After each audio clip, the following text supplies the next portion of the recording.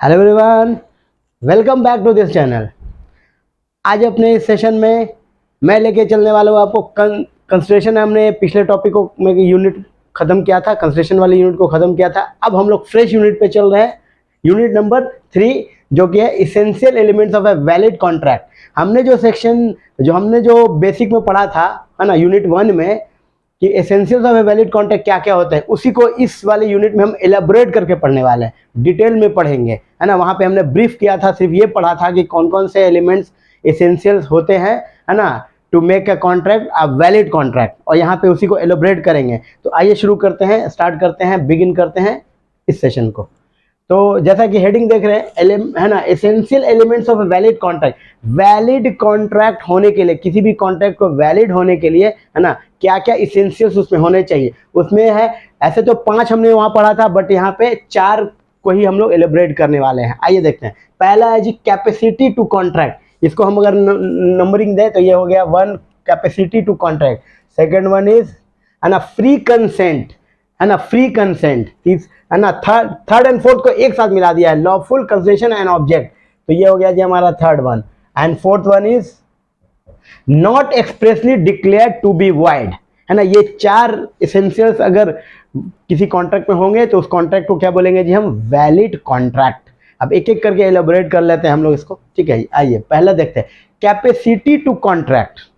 देखिए, जब दो पार्टी में कॉन्ट्रैक्ट होता है ना, तो दोनों पार्टियों का ना कैपेसिटी, मतलब they should be competent to make a contract, है ना। They should be competent to enter into a contract. एक कॉन्ट्रैक्ट में एंटर्ड होने के लिए वो कॉम्पिटेंट होने चाहिए। तो लॉ हमें बताता है कि कैसे डिसाइड करेंगे कि any person is a competent, whether any person is a competent to contract और नॉट। तो उसके लिए 3 रिक्वायरमेंट्स हैं, है ना। He should be major mind, मतलब sorry, he should be of major age, मतलब एज का, है ना, मेजोरिटी ऑफ एज होना चाहिए। उसका एज क्या होना चाहिए, मेजोरिटी। मेजोरिटी एज का मतलब क्या होता है जी, मेजोरिटी एज का मतलब होता है ना, as per Indian majority act 1875, कितना होना चाहिए जी, 18 ईयर्स, है ना, और, है ना, मोर। 18 ईयर्स और मोर, अगर 18 या 18 प्लस है तो बोलते हैं कि वो बंदा क्या है, मेजर है, और मेजर अगर है तो वो कॉन्ट्रैक्ट कर सकता है इंडिया में, है ना। ये किसके हिसाब से भाई, तो इंडियन कॉन्ट्रैक्ट एक्ट बोलता है कि एक बंदे को कॉम्पिटेंट होने के लिए, कॉन्ट्रैक्ट में कॉम्पिटेंट होने के लिए क्या होना चाहिए, मेजर। और मेजर का डेफिनेशन कहाँ दिया है जी, तो as per Indian majority act में दिया है 1875 में। कितना साल, 18 ईयर्स। 18 और 18 प्लस अगर कोई है तो he is a competent to enter into a contract. पहला आ गया जी। दूसरा रिक्वायरमेंट क्या है कैपेसिटी टू कॉन्ट्रैक्ट के लिए, ही शुड बी, मतलब एनी पार्टी, है ना, जो भी एनी पर्सन जो कि कॉन्ट्रैक्ट करना चाह रहा है, should be of sound mind, मतलब उसका माइंड जो होना चाहिए वो क्या होना चाहिए, साउंड। आगे थोड़ा देखेंगे एलिब्रेट करके साउंड माइंड किसको बोलते हैं, ठीक है ना। He should be of sound mind. अब देखिए, साउंड माइंड होना चाहिए। साउंड माइंड का मतलब क्या है, ऐसा माइंड, है ना, पर्सन ऐसा हो, इस माइंड सेट का हो कि वो जजमेंट कर सके, चीजों को समझ सके, अंडरस्टूड कर सके, ठीक है। जैसे कि कोई है एबनॉर्मल है, वो अंडरस्टूड नहीं कर सकता है, ठीक है ना, उसकी मेंटल कैपेसिटी इतनी नहीं है। कोई ड्रंकन है, मतलब बिल्कुल ना ड्रिंक किया हुआ है अपने, है ना, कॉन्शियस में नहीं है, मतलब होश में नहीं है ये, तो वो भी जज नहीं कर सकता है, चीज़ों को अंडरस्टूड नहीं कर सकता, समझ नहीं सकता है, ठीक है ना। तो वो सारे क्या हो गए जी, उसका वो लोग कॉन्ट्रैक्ट नहीं कर पाएंगे। इसका मतलब साउंड माइंड होना ज़रूरी है, साउंड माइंड होना ज़रूरी है। अब देखिए, साउंड माइंड को दो तरीके से समझ सकते हैं हम लोग। यहाँ पे एलोबरेट करते हैं साउंड माइंड को। एक दो केसेस है, मतलब 2 कंडीशन सिचुएशंस आएंगे साउंड माइंड के केस में। Usually of sound mind but occasionally on sound mind. Usually sound mind है, मतलब जनरली वो नॉर्मल है, लेकिन कभी कभी उसको अटैक ऐसा आता है, या फिर जैसे उसने ड्रिंक कर लिया, है ना, एक्सेस ड्रिंक कर लिया और वो कंट्रोल से बाहर हो गया, उसका, है ना, सोचने की, है ना, जजमेंट करने की ताकत नहीं रही, तो बोलते हैं उस केस में क्या होगा, नॉट कॉम्पिटेंट होगा। कब, वेन, जब वो अनसाउंड है। मतलब ऐसे वो यूजुअली साउंड माइंड है तो वो कॉन्ट्रैक्ट कर सकता है, बट लेकिन जैसे ही वो अनसाउंड हो गया, जिस पॉइंट ऑफ टाइम में वो अगर अनसाउंड हो गया, जैसे उसने हैवी ड्रिंक कर लिया, है ना, वाइन लिकर ड्रिंक कर लिया हैवी, ठीक है, या फिर किसी है ना, मेंटल बीमारी की वजह से कोई सडन अटैक आता है कभी, तो वैसे वो ठीक रहता है, जैसे वो उसको अटैक आता है तो वो क्या हो जाता है, अनसाउंड माइंड हो जाता है। तो उस टाइम में, उस पॉइंट ऑफ टाइम में वो कॉन्ट्रैक्ट नहीं कर सकते, नॉट कॉम्पिटेंट टू कॉन्ट्रैक्ट है, नॉट कॉम्पिटेंट बोलेंगे, not competent to contract, not competent to contract है वो, ठीक है ना। कहने का मतलब है जब भी कोई बंदा है ना, जब भी कोई बंदा कोई कॉन्ट्रैक्ट में आएगा तो जिस टाइम वो कॉन्ट्रैक्ट बन रहा है उस पॉइंट ऑफ टाइम में उसका साउंड होना ज़रूरी है। अगर उस पॉइंट ऑफ टाइम में साउंड नहीं है और बाकी टाइम वो साउंड है तो कॉन्ट्रैक्ट नहीं कर सकता है ना, वो क्या माना जाएगा, अनसाउंड माइंड हो जाएगा जी, साउंड माइंड नहीं होगा। उसी तरीके से यूजुअली ऑफ अनसाउंड माइंड, कोई ऐसा बंदा जो यूजुअली तो अनसाउंड है लेकिन कभी कभी वो ठीक भी होता है, मान लेते हैं हमेशा पी के पड़ा रहता है, ड्रिंक है ना, हैवी ड्रिंकर है, लेकिन कभी कभी वो ना जब नींद से उठता है तो वो नॉर्मल रहता है, नॉर्मल रहता है, तो उस पॉइंट ऑफ टाइम वो कॉन्ट्रैक्ट कर सकता है। तो बोलता है कॉम्पिटेंट है वो कब, वेन साउंड माइंड, जब वो साउंड माइंड का है वो, तब वो क्या है, कॉम्पिटेंट टू कॉन्ट्रैक्ट है। तो दूसरा हो गया जी कि है ना, कैपेसिटी टू कॉन्ट्रैक्ट मतलब कॉम्पिटेंसी टू कॉन्ट्रैक्ट होने के लिए साउंड माइंड होना जरूरी है। तीसरा है not disqualified by any law, not disqualified by any law, इसको यहां पर से भी समझ लेंगे हम लोग, ठीक है ना, मतलब किसी भी लॉ के अंदर है ना, किसी रीजन से किसी लॉ के अंदर है ना उसको डिस्क्वालीफाइड नहीं किया गया हो। लाइक कोई बंदा जिसको कन्विक्ट है, मतलब जे सजा हो गई है, अभी देखा होगा राहुल गांधी के केस में क्या हुआ, राहुल गांधी को एक बार बार मतलब मोदी के अगेंस्ट में स्टेटमेंट दिया है ना, जिसको कोर्ट ने क्राइम माना, मतलब उसको माना कि उसने जुर्म किया है और उसको 2 साल की सज़ा मिल गई। तो जिस बंदे को 2 साल की सज़ा मिल जाती है अगर वो एमपी है तो उसको है ना वो मेंबर ऑफ पार्लियामेंट नहीं रह सकता, ये इंडिया का लॉ है। तो उस लॉ में क्या हो गया, वो disqualified to be a member of parliament हो गया, तो उसको मेंबर ऑफ पार्लियामेंट से रिजाइन देना पड़ गया, ठीक है ना, एमपी नहीं रहे वो, ठीक है ना। तो क्या हो गया जी, नॉट डिस्क्वालीफाइड, मतलब ऐसा बंदा अगर कोई डिस्क्वालीफाइड हो गया किसी लॉ में, किसी भी कॉन्ट्रैक्ट, किसी भी लॉ के थ्रू, तो उस वजह से भी वो भी क्या हो, कॉन्ट्रैक्ट नहीं कर सकता है। लाइक इंडिया और चाइना में वॉर आ गया, वॉर हो गया, तो इंडियन गवर्नमेंट ने कहा कि कोई भी चाइनीज बंदे से या चाइनीज कंपनी से है ना, चाइनीज बिजनेसमैन से आप कॉन्ट्रैक्ट नहीं कर सकते हैं। तो हम लोग में से कोई भी इंडियन होगा वो कॉन्ट्रैक्ट करेगा तो क्या बोलेगा जी, ही इज नॉट कैपेबल, मतलब he is not competent to contract, उसकी कैपेसिटी चाइनीज बंदे के साथ, चाइनीज बिजनेस के साथ, चाइनीज कंपनी के साथ कॉन्ट्रैक्ट करने की कैपेसिटी नहीं रहेगी। तो ये 3 मेजर है जो कैपेसिटी टू कॉन्ट्रैक्ट डिसाइड करेगा कि अगर ये तीनों फुलफिल कर रहे हैं आप तो आप कॉन्ट्रैक्ट कर सकते हैं, ठीक है जी। मेजर का डेफिनेशन आगे देख लेंगे हम लोग। उसके बाद आते हैं सेकंड पॉइंट, सेकंड एसेंशियल क्या है, फ्री कंसेंट। मतलब देखिए जब भी कॉन्ट्रैक्ट होता है ना तो एक दूसरे 2 लोगों के साथ कॉन्ट्रैक्ट होता है तो कंसेंट देते हैं ना, मैंने आपको कहा है मैं ये आपको पेन बेचूंगा, ठीक है ना, मैंने आपको बेचने का कंसेंट दिया और आपने क्या किया, हाँ जी मैं खरीदूंगा, आपने खरीदने का कंसेंट दिया, सहमति, मतलब एक दूसरे को कंसेंट दिया, सहमति दिया। तो वो सहमति जो है ना कॉन्ट्रैक्ट में वो फ्री होना चाहिए। फ्री का मतलब क्या, not caused bye, free consent का मतलब होता है नॉट काउस्ड बाय। इसको ये सेक्शन 14 में है, कंसेंट का डेफिनेशन सेक्शन 13 में है। कंसेंट का है जी, कंसेंट जो है, कंसेंट का डेफिनेशन ये है सेक्शन 13 में, ठीक है ना। और अगर बात करें free consent, free consent, free consent तो यह है सेक्शन 14 में, है ना।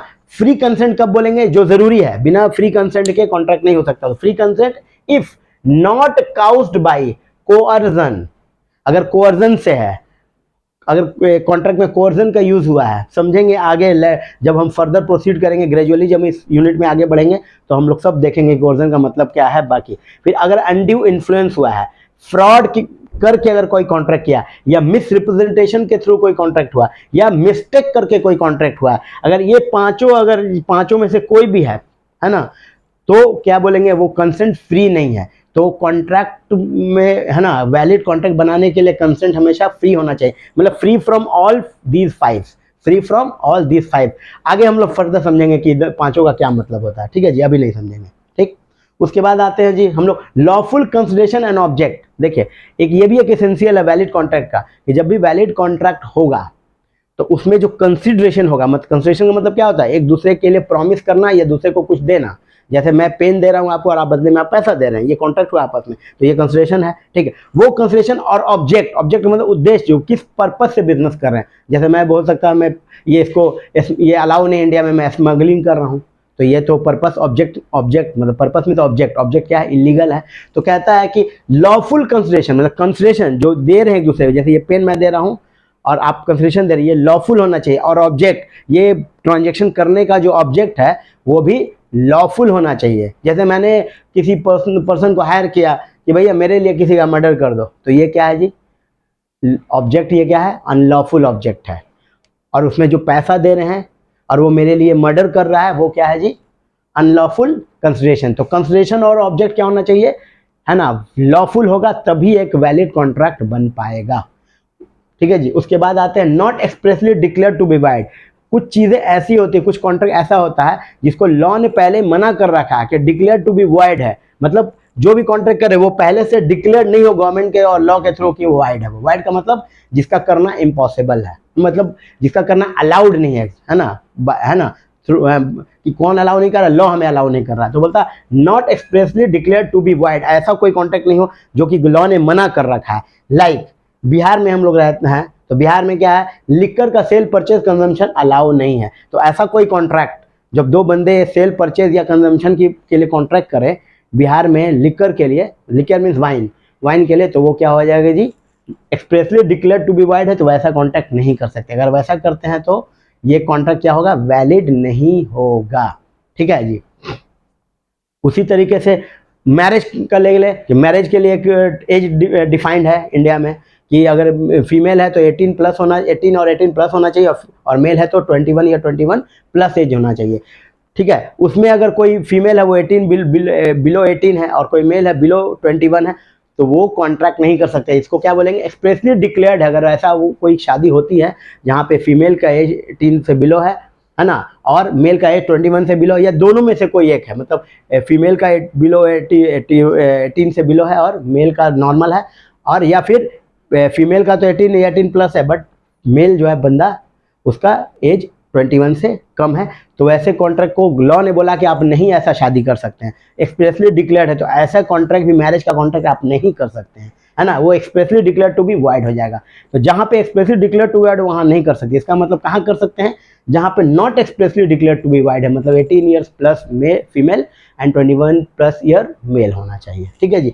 तो ये था। अब एक चीज़ और देख लेते हैं जो हमने यहाँ पे देखा, कैपेसिटी टू कॉन्ट्रैक्ट। देखिए बहुत इंपॉर्टेंट है कैपेसिटी टू कॉन्ट्रैक्ट। सेक्शन 11 में बताया कि every person is competent to contract who is of, कौन कॉम्पिटेंट है कॉन्ट्रैक्ट करने के लिए, इज एज ऑफ मेजोरिटी, है ना, मेजर होना चाहिए according to Indian majority act, है ना। उसके बाद बोलता है जी साउंड माइंड, ये वाला सेक्शन है ना, इसको यहाँ पे भी लिख सकते हैं हम लोग, सेक्शन 12, साउंड माइंड होना चाहिए। ठीक है। वो जो हमने देख लिया साउंड माइंड का मतलब क्या है ना, जो capable of making judgement and understanding the terms of the contract हो, कॉन्ट्रैक्ट के टर्म को समझ सके और जजमेंट कर सके, है ना, वो खुद के ऊपर, उसके ऊपर इस कॉन्ट्रैक्ट का क्या इंप्लीकेशन आने वाला उसको समझ सके, वो उसको बोलते हैं साउंड माइंड। उसके बाद not disqualified from contracting by any law to which he subject, कोई भी कॉन्ट्रैक्ट से वो डिस्क्वालीफाइड नहीं होना चाहिए। जैसे बताया ना राहुल गांधी वाला एग्जांपल, वो डिस्क्वालीफाइड है, लॉ ने उसको मना कर दिया कि तुम मेंबर ऑफ पार्लियामेंट नहीं रह सकते, तो उनको रिजाइन देना पड़ेगा, है ना। ऐसे बहुत सारे एग्जांपल है। ठीक है। जैसे किसी बंदे को जेल हो गया है तो वो बहुत सारा है ना कॉन्ट्रैक्ट नहीं कर सकता है। ठीक। कोई फॉरेन डिप्लोमेट्स है, मतलब फॉरेनर कोई है, फॉरेन गवर्नमेंट का ऑफिशियल है जो कि इंडिया में आके काम कर रहा है, तो इंडिया में बहुत सारे कॉन्ट्रैक्ट को नहीं कर सकता है, उसको बोलते हैं फॉरेन डिप्लोमेट्स। तो वो सब सारे क्या है जी, डिस्क्वालीफाइड हैं, तो वैसा भी आपको नहीं होना चाहिए। समझ में? तो अभी तक ये तो है ना इसेंशियल समझ चुके होंगे। ठीक है ना। अंदर की चीज़ें हम फर्दर ग्रेजुअली समझेंगे, बट अभी तो समझ चुके होंगे कि 4 चीज़ें हैं जी हम लोग को एसेंशियल्स में, है ना। पहला क्या है, कैपेसिटी टू कॉन्ट्रैक्ट होना चाहिए पार्टी का, एक कॉन्ट्रैक्ट को वैलिड करने के लिए कैपेसिटी टू कॉन्ट्रैक्ट होना चाहिए। दूसरा, कंसेंट जो है फ्री कंसेंट होना चाहिए, मतलब not caused bye coercion, undue influence, fraud, misrepresentation and mistake. उसका तीसरा क्या है, जो कंसिडरेशन और ऑब्जेक्ट है कॉन्ट्रैक्ट का वो हमेशा ऑलवेज शुड बी है ना लॉफुल होना चाहिए, वो हमेशा क्या होना चाहिए, लॉफुल होना चाहिए। और fourth one is not expressly, जो भी कॉन्ट्रैक्ट कर रहे हैं that should not be expressly declared to be void by, है ना, लॉ। तो होप कि ये, है ना, एसेंशियल एलिमेंट्स आपको समझ में आए होंगे। फर्दर इसको एलेबोरेट करेंगे नेक्स्ट सेशन में लो। तब तक के लिए all the best, happy study.